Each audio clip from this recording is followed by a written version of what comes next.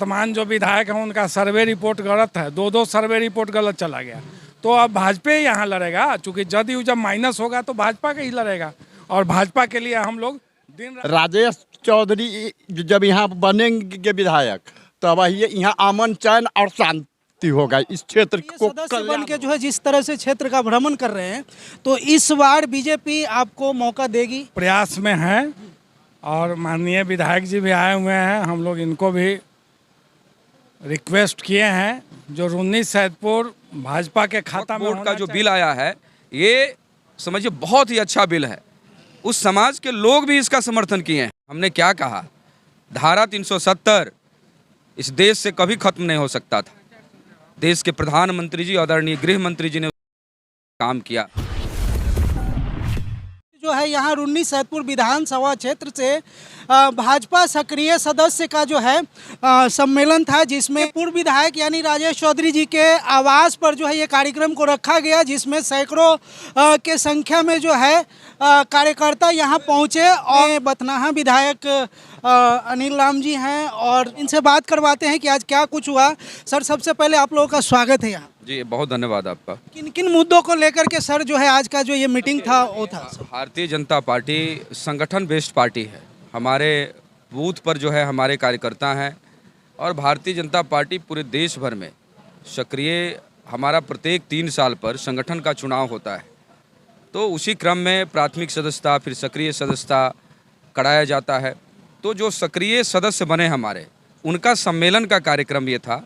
उसी में अभी भारी संख्या में यहाँ भारतीय जनता पार्टी के सक्रिय सदस्य, सभी देवतुल्य कार्यकर्ता, पदाधिकारीगण, यहाँ भारतीय जनता पार्टी के पूर्व विधायक आदरणीय गुड्डी चौधरी जी और आदरणीय राजेश जी के जो है आवास पर कार्यक्रम का आयोजन किया गया था। तो उसी संगठन की बैठक यहाँ पर है और उसी बैठक में भारतीय जनता पार्टी यहाँ हमें कार्यक्रम लेने के लिए भेजा है। तो हम लोग का कार्यक्रम में हम लोगों ने यही कहा कि इस देश के प्रधानमंत्री जी ने इस देश के विकास के लिए जिस तरीके से काम किया, आज से पहले, इससे पहले इतिहास में ऐसा कभी नहीं हुआ। भारत आज समझिए तीसरी आर्थिक सबसे बड़ी महाशक्ति के रूप में उभर करके सामने आया है और उसी राह पर बिहार है। बिहार में भी तेज़ी से विकास हुआ एनडीए की सरकार में। और बिहार भी जिस तरीके से माननीय प्रधानमंत्री जी आदरणीय नरेंद्र मोदी जी ने विकसित भारत का संकल्प देखा, उन्होंने सबका साथ, सबका विकास, सबका प्रयास, सबका साथ का संकल्प, उन्होंने एक भारत और श्रेष्ठ भारत का जो संकल्प उन्होंने देखा है, उसी संकल्प के साथ बिहार में भी जो एनडीए की सरकार जो चल रही है लगातार 20 वर्षों से, तो लगातार इस बिहार में गांव-गांव में जो है विकास की धारा को बहाया गया है। इसमें सड़कों का निर्माण कराया गया, बिजली की व्यवस्था की गई, खेतों तक बिजली उपलब्ध कराया जा रहा है ताकि कृषि पैदावार अच्छी हो, किसानों की आय दुगुनी हो। एयरपोर्ट का निर्माण कराया गया, अभी 4 नए एयरपोर्ट की स्वीकृति मिली। दरभंगा में एम्स की स्थापना हुई। पीएमसीएच का अस्पताल जो है वो एशिया का सबसे अस्पताल बन करके तैयार होने जा रहा है। प्रत्येक ज़िले में मेडिकल कॉलेज की व्यवस्था की जा रही है। हमारे सीतामढ़ी में भी मेडिकल कॉलेज का निर्माण बड़ी तेज़ी से किया जा रहा है। अभी विषय जो बल्क बोर्ड को लेकर के जो संशोधन लाया गया है और आगामी 4-5 महीनों में बिहार विधानसभा का चुनाव है, तो इस बिल का जो है प्रभाव जो है इस चुनाव पे पड़ेगा। भारतीय जनता पार्टी और एनडीए को इसका नुकसान भी हो सकता है। एनडीए की सरकार केंद्र में है। इस देश के यशस्वी प्रधानमंत्री आदरणीय नरेंद्र मोदी जी के नेतृत्व में। हमने क्या कहा, धारा 370 इस देश से कभी खत्म नहीं हो सकता था। देश के प्रधानमंत्री जी आदरणीय गृह मंत्री जी ने उसको खत्म करने का काम किया। हमारे ही देश में हमारा कश्मीर है, लेकिन उसके लिए अलग कानून था, उसको ध्वस्त करने का काम किया। आज आप भी जाइएगा तो बड़े आराम से आप कश्मीर में, जम्मू में घूम सकते थे। पहले आतंक का साया हुआ करता था, उसको खत्म किया गया। 3 तलाक की जो व्यवस्था थी उसको खत्म किया गया।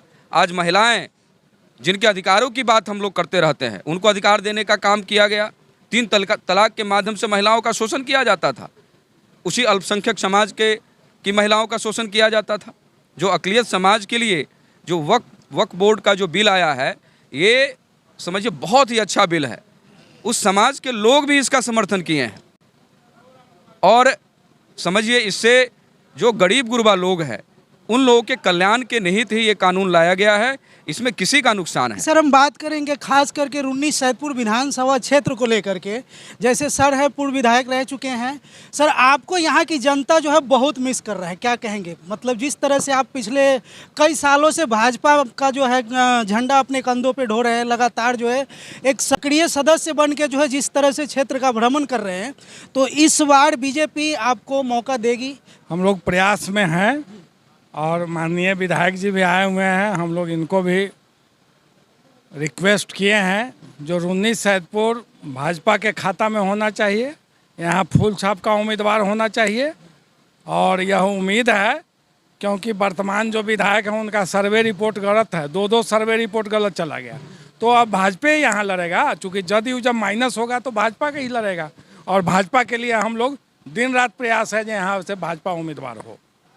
अब भाजपा को होगा तो आगे तो पार्टी नेतृत्व तय करेगा जो किसको मिलना है। तो जनता मान ले कि इस बार जो है आप चुनावी मैदान में होंगे? नहीं, जनता यह माने जो इस बार यहाँ से भाजपा का उम्मीदवार होगा। हाँ, क्या कहेंगे, क्या भाजपा सच में इस बार रून्नी सैदपुर से आएगी? बहुत दिनों से हम लोग त्रस्त हैं। 100% कोशिश हम सभी मंडल अध्यक्षों का है कि रून्नी सैदपुर में इस साल कमल खिले। नेता कौन होंगे इसके बारे में नहीं कहा जा सकता है, कार्यकर्ता में से कोई भी हो सकते हैं। और बीजेपी के खाते में जाएगी रून्नी सैदपुर या फिर जदयू के खाते में ही रह जाएगी? हम लोग संगठन के लोग हैं, साधारण कार्यकर्ता है। हमारी पार्टी अभी साझा चुनाव लड़ रही है। हम लोग पार्टी को अवगत करा रहे हैं यहाँ के पल पल से। पार्टी भी सर्वे करा रही है। हम लोग भी बता रहे हैं कि यहाँ हम लोग को कमल निशान चाहिए। जब तक कमल निशान नहीं होगा रून्नी सैदपुर भाजपा कार्यकर्ताओं का मनोबल नहीं बढ़ेगा। क्या चाहेंगे कि इस बार चौधरी जी को मौका मिले यहाँ से? हम भाजपा कार्यकर्ता या भाजपा के जो भी हमारे उम्मीदवार होंगे वो अच्छे होते हैं, अच्छे काम करते हैं। जैसे तो हमारे तो नेता अच्छे ही हैं, टिकट मिलता है तो हो भाग्य हमारे भाजपा के रूप में हमारे अगर नेता रहेंगे, यहाँ के हमारे विधायक रहेंगे। सैदपुर से सर नहीं हो पाया तो क्या सीतामढ़ी में जैसे 8 विधानसभा है तो और कहीं से इनको मौका मिलेगा? यहीं से मिलेगा, रून्नी सैदपुर से इनको मौका मिलेगा। इनसे बढ़िया है कौन? इनका जो व्यवस्था है क्षेत्र में आज के डेट में जनता विहीन हो गया है, नेता विहीन जनता हो चुका है। इनका जो व्यवस्था क्षेत्र में है, अब हमको नहीं लगता है अभी कोई भी दल के किसी भी नेता के पास हो। हर हाल में इनको मिलना चाहिए, हर हाल में इनको मिले। ये सरकार जदयू और भाजपा दोनों इकट्ठा रहा तो फिर जदयू का ही यहाँ सीट है, भाजपा का नहीं है। लेकिन जब जदयू इधर उधर हो जाती है तब भाजपा का मिलना तय है।